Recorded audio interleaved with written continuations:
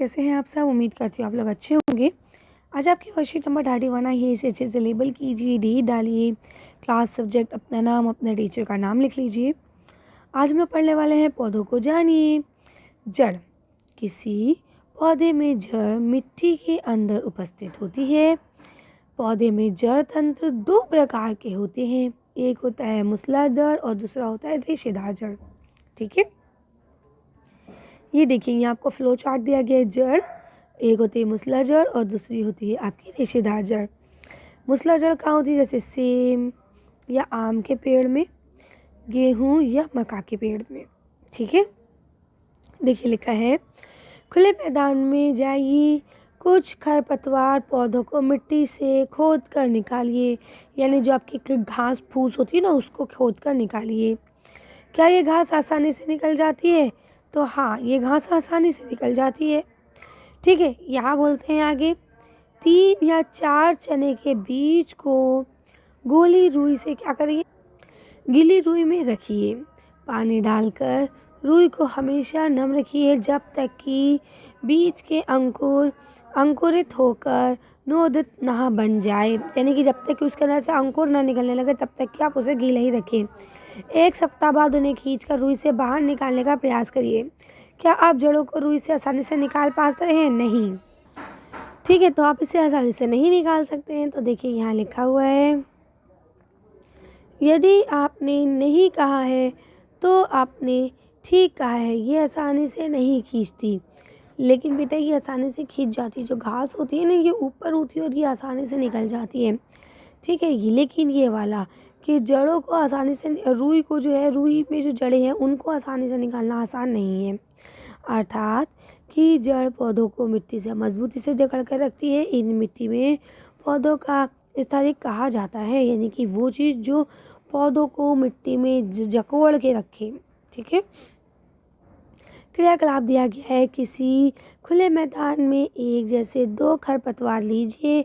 ध्यान रखिए कि इनकी जड़ कोई भी नुकसान ना हो। ठीक है, दोनों की जड़ों को निकाल लेंगे और उसमें कोई भी नुकसान ना हो, टूटे नहीं, है ना। खरपतवार के एक पौधे को गमले ए में मिट्टी डालकर लगा दीजिए और दूसरे पौधे की जड़ को काटकर दूसरे गमले यानी बी में लगा दीजिए। नियमित रूप से जल दीजिए और 1 सप्ताह के बाद आप क्या देखेंगे? इनको देखिए तो लिखा है, क्या दोनों पौधे स्वस्थ होंगे? नहीं। दोनों पौधों में नियमित रूप से जल दिया गया है, परंतु देखा गया कि जिस पौधे में जड़ नहीं थी वह सूख गया है ना। जिस पौधे में जड़ नहीं होगी वो सूख गया होगा। यानी जड़ पानी को एक स्थान से दूसरे स्थान तक पहुंचाने का काम भी करती हैं। तो उम्मीद करती हूँ तक समझ में आ गया होगा। अब यहाँ लिखा है, मूसलाधार जड़ें और रेशेदार जड़ों में क्या फ़र्क होता है? तो लिखा है, ये मुख्य जड़ हैं जिनसे जड़ों की शाखाएं निकलती हैं, जैसा कि ये देखिए। ठीक है, तने के आधार से निकलने वाली जो ये गुच्छे वाली जड़ें होती हैं, ये होती हैं ये मुख्य जड़। मिट्टी में गहराई में उगती हैं, जैसे कि सेम, आम, ये मिट्टी में गहराई में होती हैं। जबकि ये जड़ जो है गुच्छा पतला और रेशेदार होता है और ये बाहर की ओर ही होता है। मूसला जड़ वाले पौधों की पत्तियों का जो शिराविन्यास है जालिका रूप का होता है, जबकि रेशेदार वाले जो पौधे होते हैं इनकी पत्तियां जो हैं सामान्य शिराविन्यास का होती हैं। ठीक है, अब देखिए यहाँ तक आपको समझ में आ गया। अब ये रहे आपके क्वेश्चन आंसर। लिखा है, जड़ें क्या कार्य करती हैं? चलिए तो इसका आंसर देखते हैं कि जड़ें क्या काम करती हैं। अब लिखेंगे, अवशोषित पानी और पोषक तत्वों को तने तक ले जाती है। यानी जो भी चीज़ें उसने अब्जॉर्ब करी हैं वो सब तने तक ले जाती है। मिट्टी से पानी और पोषक तत्वों को अवशोषित करती है। भोजन का भंडार होती है।